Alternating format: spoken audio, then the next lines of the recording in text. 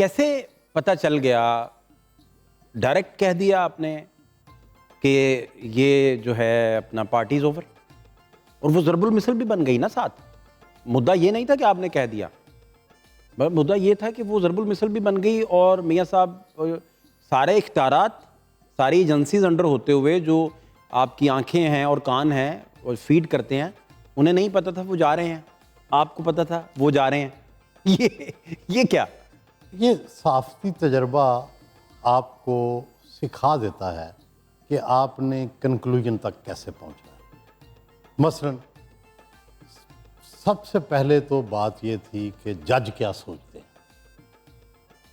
ठीक ठीक तो मैं मुख्तलिफ सोर्सेस के ज़रिए ठीक। मुझे एक एक जज की सोच का पता था। मतलब आपने जो शतरंज बिछाई थी वो जजिस तक भी पहुंच चुकी थी, उनका पॉइंट ऑफ व्यू जानने के लिए। पॉइंट ऑफ व्यू कि भाई ये क्या नवाज शरीफ को पसंद करते हैं, पसंद करते हैं या नापसंद करते हैं, क्या फैसला देंगे। ये तकरीबन हर जज के बारे में हमें इतला मिल चुकी थी। वो सोर्स जो साकी का दर्जा रखता था उसने क्या बताया आपको एग्जैक्ट कोट एंड कोट के भाई क्या बात है? दिलचस्प बात यह है कि उस शख्स को नूर के लोगों ने अप्रोच किया उस जज तक जाने के लिए, ठीक। और उससे उनका जहन, उन्हें फौरन पता लग गया कि ये, क्योंकि उस वक़्त जजेस की ये लॉबी कह रही थी कि प्राइम मिनिस्टर रिज़ाइन करके आए,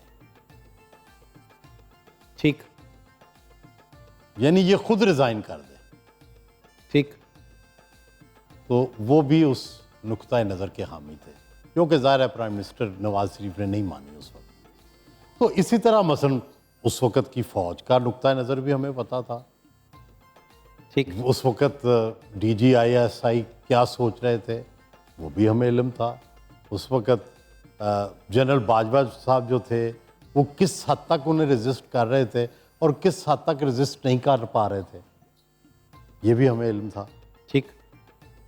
तो जब आप शतरंज के मोरों को अपनी अपनी जगह रख के देखते हैं तो बिल्कुल रिजल्ट मुझे जिस दिन ये वाज़े तौर पे नज़र आ गया कि ये है पूरा खाका, तो मैंने वो लिख दिया, द पार्टी इज ओवर। उस पूरे खाके को मुकम्मल करने के लिए आखिरी शहादत जो इस पे आप अब क्लियर हो गए हैं कि भाई बस वो क्या थी और वो कहाँ कैसे वो ईंट आपने वो देखें, गुजारिश ये है कि कुछ चीज़ें जो हैं ज़ाहिर है इनके कैंप से भी मुझे मिलती थी, नून के कैंप से, कि ये जजेस के बारे में इनकी क्या सोच है।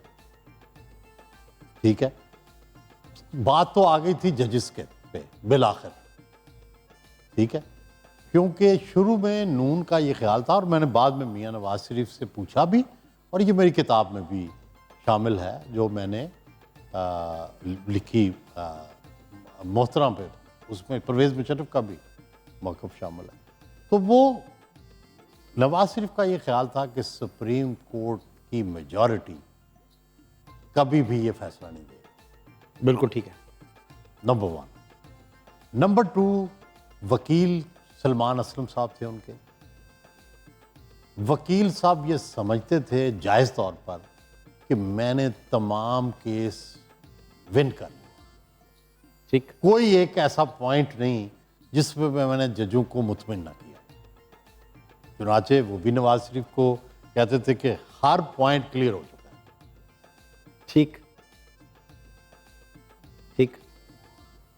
दूसरा मेरा ये ख्याल है, ये मेरा ख्याल है, ये इसमें ये ज़्यादा इंपॉर्टेंट होगा। हाँ, मेरा ये ख्याल है कि उस वक्त जो ISI के चीफ थे वो भी उन्हें ये कहते थे, नवाज शरीफ साहब को, कि आप महफूज हैं, क्योंकि बाद में जनरल बाजवा साहब ने उन्हें फारग कर दिया और उनके बारे में ये कहते रहे कि वो नून से मिले हुए थे। ठीक। ठीक है, तो जब आपके वकील का भी ये ख्याल हो, आपकी जजों के बारे में भी खुशगमानी हो, आपको ISI चीफ भी ये कह रहा हो, तो फिर तो आप ये सोचेंगे ना कि मेरी हुकूमत नहीं जा रही। लेकिन ये टोटली मिस कैलकुलेशन। तो ये आपने कैसे कन्वे की उन्हें?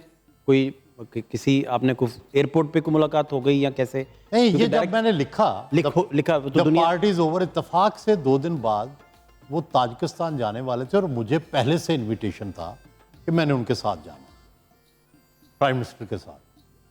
तो जब मैं जहाज़ के अंदर खड़ा था, मैं पहले ज़ाहिर है मैंने जाना चला जाता, तो थोड़ी देर के बाद नवाज शरीफ आ गए, तो मैं उनके पोतों से गुफ्तगू कर रहा था, वो मेरे साथ हंसी मजाक है उनका।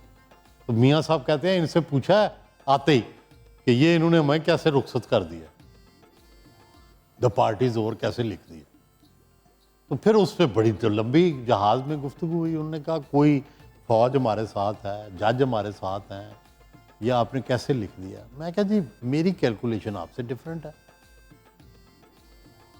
मेरे ख्याल में ये सब कुछ तय है और आप जा रहे हैं, और ये इसके कई गवाह हैं जो उस वक्त जितने जल वो आपकी बात सुन के भी सरप्राइज नहीं थे? वो बिल्कुल आराम से इजी थे कि हाँ, उन्हें, वो उनको यकीन था, जैसे उन्हें अपनी कैलकुलेशन पे पूरा यकीन था कि भाई कहीं नहीं जा रहे। हाँ। लेकिन फिर उसके 8-10 दिन बाद ही काम शुरू हो गया।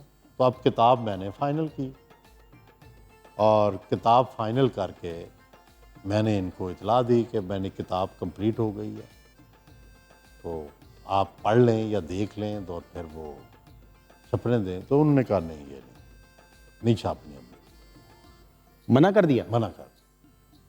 अब आई वॉज वेरी डिस्करेज, क्योंकि बड़ा इसमें वक्त भी लगा था।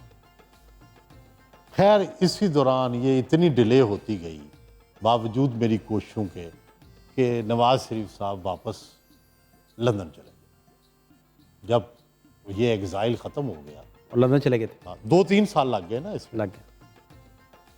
और जब वो लंदन पहुंचे तो मैं भी लंदन पहुंच गया, उस किताब को पूरी बना के मुसवदा लेके। मैं उनसे मिला तो मैंने कहा कि जी ये किताब देखें, इतने सालों से तैयार है, बड़ी अच्छी है, ये है वो है। तो मियाँ साहब ने उसी तरह फिर मुझे टाल दिया कि अभी टाइम नहीं आया, अभी देखेंगे ये। लेकिन इत्तेफाक ये हुआ कि मैंने कहा कि ये आप किताब ना अपने पास रख लें, और ये आप एक तरह देख लें, और फिर देखने के बाद मुझे ये आपका बेशक यही फैसला हुआ, लेकिन ये आप देख लें ज़रूर। तो उन्होंने मेरे हाथ से वो किताब ले ली। ठीक।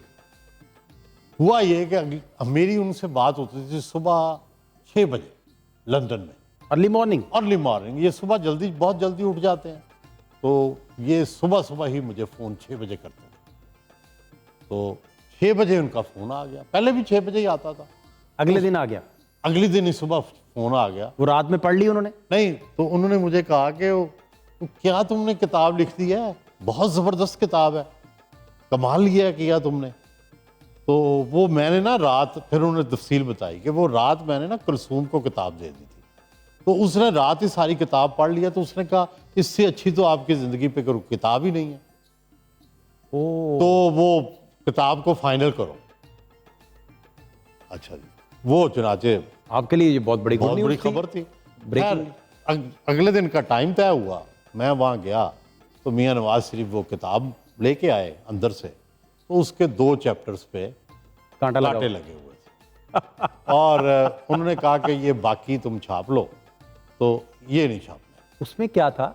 ये पर्सनल डिटेल्स थी, बस कि घड़ी कौन सी पसंद है, रंग कौन सा पसंद है, ये कौन सी घड़ी पसंद है? वो उसमें सारा लिखा मेरी किताब में। ओके।